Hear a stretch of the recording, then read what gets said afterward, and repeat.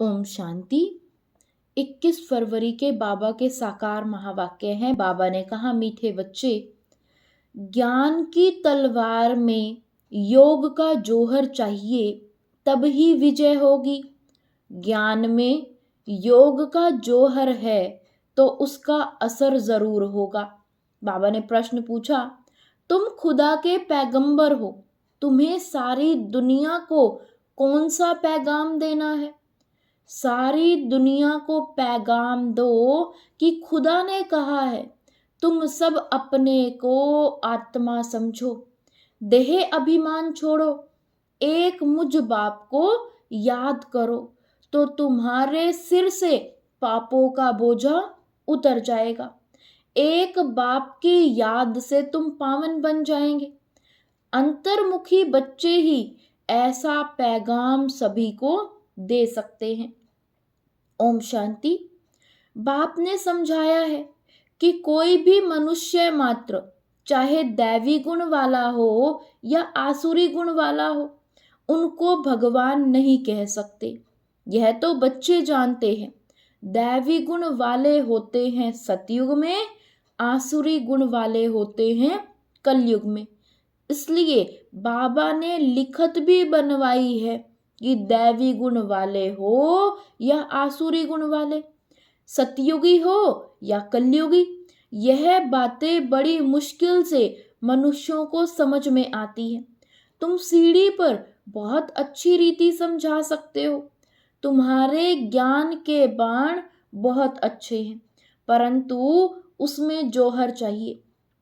जैसे तलवार में भी जोहर होता है। कोई बहुत तीखे जोहर वाले होते हैं। जैसे गुरु गोविंद सिंह की तलवार विलायत चली गई, उस तलवार को लेकर परिक्रमा देते हैं, बहुत साफ रखते हैं। कोई 2 पैसे की तलवार भी होती है, जिसमें जोहर होता है, वह बहुत तीखी होती है, उनका दाम बहुत होता है। बच्चों में भी ऐसे हैं। कोई में ज्ञान बहुत है, योग का जोहर कम है। जो बांधेले हैं, गरीब हैं, वह शिव बाबा को बहुत याद करते हैं। उनमें ज्ञान कम है, योग का जोहर बहुत है। वह तमो प्रधान से सतो प्रधान बन रहे हैं। जैसे एक अर्जुन भील का भी मिसाल दिखाते हैं ना। अर्जुन से भी भील तीखा हो गया बाण मारने में। अर्जुन अर्थात जो घर में रहते हैं, रोज सुनते हैं, उनसे बाहर रहने वाले तीखे हो जाते हैं। जिनमें ज्ञान का जोहर है, उनके आगे वह भरी ढोते हैं, कहेंगे भावी। कोई फेल होते हैं व देवाला मारते हैं तो नसीब पर हाथ रखते हैं। ज्ञान के साथ योग का जोहर भी जरूर चाहिए। जोहर नहीं तो गोया कुक्कड़ ज्ञानी है। बच्चे भी फील करते हैं। कोई का पति में, कोई का किसी में प्यार होता है। ज्ञान में बहुत तीखे होते हैं, लेकिन अंदर खिटखिट रहती है। यहाँ तो बिल्कुल साधारण रहना है, सब कुछ देखते हुए जैसे देखते ही नहीं है। एक बाप से ही प्रीत है, तब तो गाया जाता है, कम कार्डे। ऑफिस आदि में काम करते भी बुद्धि योग में याद रहे, मैं आत्मा हूं। बाबा ने फरमान किया है कि मुझे याद करते रहो। भक्ति मार्ग में भी काम काज करते कोई ना कोई इष्ट देवता को याद करते रहो। वह तो है पत्थर का बुत, उनमें आत्मा तो है नहीं। लक्ष्मी नारायण को पूजे जाते हैं, वह भी पत्थर की मूर्तियां हैं ना। बोलो, इनकी आत्मा कहाँ है? अब तुम समझाते हो, जरूर कोई नाम रूप में है। अब तुम फिर योग बल से पावन देवता बन रहे हो। एम ऑब्जेक्ट भी है।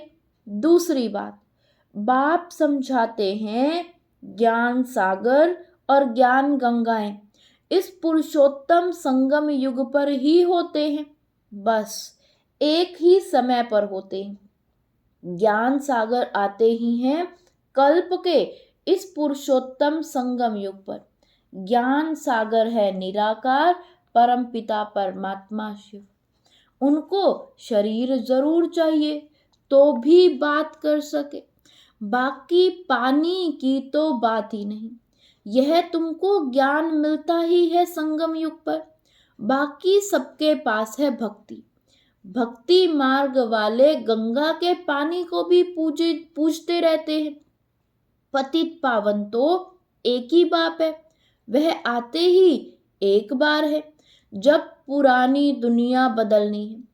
अब यह किसी को समझाने में बुद्धि भी चाहिए, एकांत में विचार सागर मंथन करना पड़े। क्या लिखे जो मनुष्य समझ जाए कि ज्ञान सागर परमपिता परमात्मा एक शिव ही है।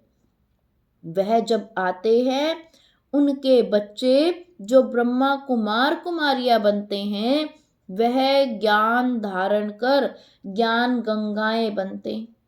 उनके ज्ञान गंगाएं हैं जो ज्ञान सुनाते रहते हैं, वो ही सदगति कर सकते हैं। पानी में स्नान करने से पावन नहीं बन सकते। ज्ञान होता ही है संगम पर। यह समझाने की युक्ति चाहिए, बड़ा अंतर्मुखी चाहिए। शरीर का भान छोड़ अपने को आत्मा समझना है। इस समय कहेंगे हम पुरुषार्थी हैं। याद करते करते जब पाप खत्म होंगे तब लड़ाई शुरू होगी, जब तक सबको पैगाम मिल जाए। पैगाम अथवा मैसेज तो शिव बाबा ही देते हैं। खुदा को पैगंबर भी कहते हैं ना। तुम सबको यह पैगाम पहुंचाते हो कि अपने को आत्मा समझ परमपिता परमात्मा के साथ योग लगाओ, तो बाप प्रतिज्ञा करते हैं कि तुम्हारे जन्म जन्मांतर के पाप कट जाएंगे। यह तो बाप ब्रह्मा मुख से बैठ समझाते हैं। पानी की गंगा क्या समझाएगी? बेहद का बाप बेहद के बच्चों को समझाते हैं। तुम सतयुग में कितने सुखी संपत्तिवान थे, अभी तो तुम दुखी कंगाल बन पड़े हो। यह है बेहद की बात। बाकी यह चित्र आदि सब भक्ति मार्ग के हैं। यह भक्ति मार्ग की सामग्री भी बननी है। शास्त्र पढ़ना पूजा करना यह भक्ति है ना। मैं थोड़े ही शास्त्र आदि पढ़ाता हूँ, मैं तो तुम पतितों को पावन बनाने के लिए ज्ञान सुनाता हूँ कि अपने को आत्मा समझो। अभी आत्मा और शरीर दोनों ही पतित है। अब बाप को याद करो तो तुम यह देवता बन जाएंगे। देह के सर्व पुराने संबंधियों से ममत्व मिट जाए। गाते भी हैं, आप आएंगे तो हम और कोई की नहीं सुनेंगे। एक बाप से ही सब संबंध जोड़ेंगे और सब देहधारियों को भूल जाएंगे।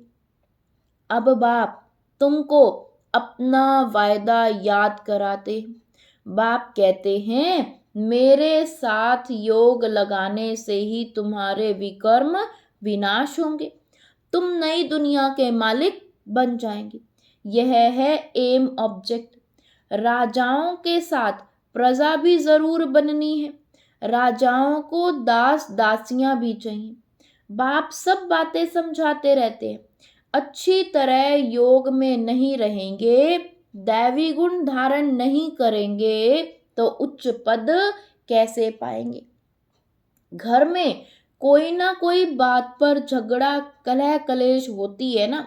बाप लिख देते हैं तुम्हारे घर में कलह है, इसलिए ज्ञान ठहरता नहीं। बाबा पूछते हैं स्त्री पुरुष दोनों ठीक चलते हैं? चलन बड़ी अच्छी चाहिए, क्रोध का अंश भी ना रहे। अब तो दुनिया में देखो कितना हंगामा और अशांति है। तुम्हारे में बहुत ज्ञान योग में तीखे हो जाएंगे तो और भी बहुत याद करने लग पड़ेंगे। तुम्हारी प्रैक्टिस भी अच्छी हो जाएगी और बुद्धि भी विशाल हो जाएगी। बाबा को छोटे चित्र इतने पसंद नहीं आते हैं, सब बड़े बड़े चित्र हों, बाहर मुख्य स्थानों पर रखो।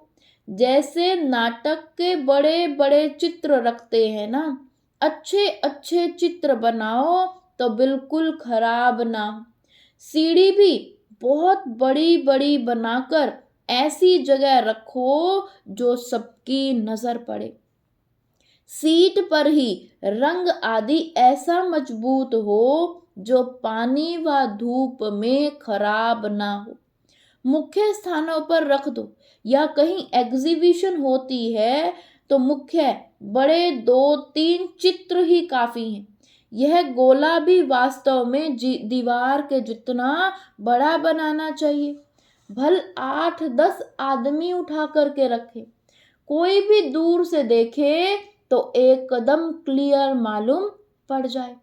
सतयुग में तो और सब इतने धर्म होते नहीं, वह तो आते ही बाद में है।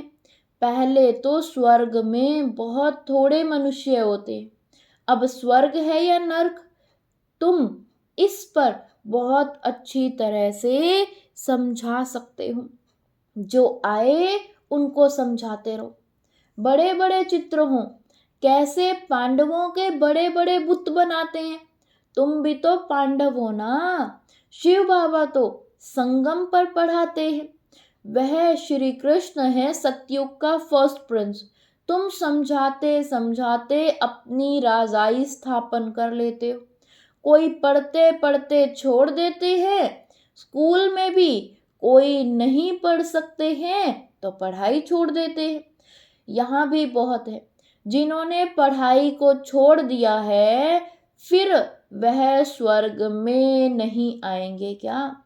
मैं विश्व का मालिक, मेरे से कोई 2 अक्षर भी सुने तो भी स्वर्ग में जरूर आएंगे। आगे चलकर ढेर सुनेंगे। यह सारी राजधानी स्थापन होती है कल्प पहले मिस्र। बच्चे समझते हैं हमने अनेक बार राज्य लिया है फिर गवाया है। हीरे जैसे थे फिर कोड़ी जैसे बने हैं। भारत हीरे मिसल था, अभी फिर क्या हुआ। भारत तो वो ही होगा ना। इस संगम को पुरुषोत्तम युग कहा जाता है। उत्तम से उत्तम पुरुष भी है, बाकी सब है कनिष्ठ। जो पूज्य थे वही फिर पुजारी बने हैं। 84 जन्म लेते हैं, वह शरीर भी खत्म हो गए, आत्मा भी तमो प्रधान हो गई। जब सतो प्रधान थे तब तो पूजते ही नहीं, चैतन्य में है ना। अब तुम शिव बाबा को चैतन्य में याद करते हो, फिर पुजारी बनेंगे तो पत्थर को पूजेंगे। अब बाबा तो चैतन्य है ना, फिर उनकी ही पत्थर की मूर्ति बना करके पूजते रहते हैं। रावण राज्य में भक्ति शुरू होती है। आत्माएं वो ही हैं, भिन्न भिन्न शरीर धारण करती आई हैं। नीचे गिरने से ही भक्ति शुरू होती है। बाबा फिर आकर के ज्ञान देते हैं तो दिन शुरू हो जाता है। ब्राह्मण सो देवता बन जाते हैं। अब तो देवता नहीं कहेंगे। ब्रह्मा तो सतयुग में होता नहीं, यहाँ ब्रह्मा तपस्या कर रहे हैं, मनुष्य है ना। शिव बाबा को शिव ही कहा जाता है। इनमें है तो भी शिव बाबा कहेंगे, दूसरा कोई नाम नहीं रखा जाता। इनमें शिव बाबा आते हैं, वह ज्ञान का सागर है। इस ब्रह्मा तन द्वारा ज्ञान देते हैं तो चित्र आदि भी बड़ी समझ से बनाने हैं। इसमें लिखत ही काम में आती है। पतित पावन पानी का सागर या पानी की नदियां हैं, वह ज्ञान सागर और उनसे निकली हुई ज्ञान गंगाएं ब्रह्मा कुमार कुमारियां हैं। इनको ही बाप ज्ञान देते हैं। ब्रह्मा द्वारा जो ब्राह्मण बनते हैं वो ही फिर देवता बनते हैं। विराट रूप का चित्र भी बहुत बड़ा दिखाना है, यह है मुख्य चित्र। बाबा समझाते हैं, मीठे बच्चे, तुम्हें अपनी सिविल बुद्धि बनानी है। जब बाबा देखते हैं कि इनकी क्रिमिनल आई है तो समझ जाते हैं यह चल नहीं सकेंगे। तुम्हारी आत्मा अब त्रिकालदर्शी बनती है, यह कोई विरला समझते हैं। बहुत बुद्धू हैं, बाप को फारकती दे देते हैं। यह तो बच्चे समझते हैं कि राजधानी स्थापन हो रही है, उसमें सब चाहिए, पिछाड़ी में सब साक्षात्कार होंगे, फर्स्ट क्लास दास दासियां भी बनेंगी।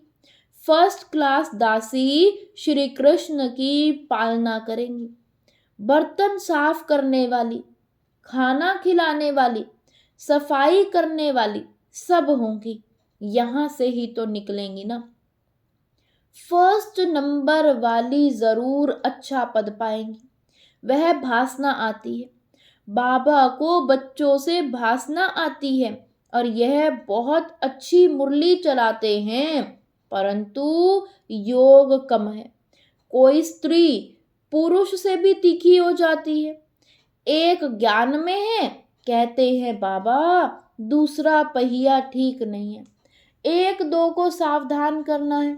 प्रवृत्ति मार्ग है ना, जोड़ी एक जैसी चाहिए, आप समान बनाना है। पिछाड़ी में तुम दुनिया को ही भूल जाएंगे। समझते हो ना कि हम हंस है, यह बगुला है। किसी में कोई अवगुण, किसी में कोई। बाबा ने कहा मेहनत बहुत है भी तो बहुत सहज। सेकंड में जीवन मुक्ति, बिगर कोड़ी खर्च उच्च से उच्च पद पा सकते हैं। गरीब जो हैं वह अच्छी सर्विस करते रहते हैं। यह तो पता है ना कि कौन कौन खाली हाथ आए हैं। बहुत कुछ ले आने वाले आज है नहीं, और गरीब बहुत उच्च मर्तबा पा रहे हैं। अच्छा, मीठे मीठे सिकिलदे बच्चों प्रति माता पिता बाप दादा का याद प्यार और गुड मॉर्निंग। रूहानी बाप की रूहानी बच्चों को नमस्ते। धारणा के लिए मुख्य सार। फर्स्ट पॉइंट, ज्ञान तलवार में याद का जौहर भरने के लिए कर्म करते अंतर्मुखी बन अभ्यास करना है कि मैं आत्मा हूं। मुझ आत्मा को बाप का फरमान है कि निरंतर मुझे याद करो। एक बाप से सच्ची प्रीत रखो। देह और देह के संबंधियों से ममत्व निकाल दो।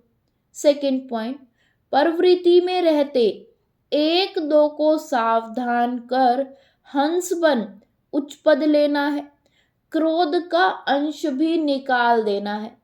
अपनी सिविल बुद्धि बनानी है। वरदान दिया बाबा ने आज, साक्षी हो कर्म इंद्रियों से कर्म कराने वाले, कर्तापन के भान से मुक्त अशरीरी भव। साक्षी हो कर्म इंद्रियों से कर्म कराने वाले, कर्तापन के भान से मुक्त अशरीरी भव। जब चाहो शरीर में आओ और जब चाहो अशरीरी बन जाओ। कोई कर्म करना है तो कर्म इंद्रियों का आधार लो, लेकिन आधार लेने वाली मैं आत्मा हूं यह नहीं भूले। करने वाली नहीं हूं, कराने वाली हूं। जैसे दूसरों से काम कराते हो तो उस समय अपने को अलग समझते हो, वैसे साक्षी हो कर्म इंद्रियों से कर्म कराओ तो कर्तापन के भान से मुक्त अशरीरी बन जाएंगे। कर्म के बीच बीच में एक दो मिनट भी अशरीरी होने का अभ्यास करो तो लास्ट समय में बहुत मदद मिलेगी। स्लोगन है, विश्व राजन बनना है तो विश्व को साकाश देने वाले बनो। विश्व राजन बनना है तो विश्व को साकाश देने वाले बनो। ओम शांति, ओम शांति।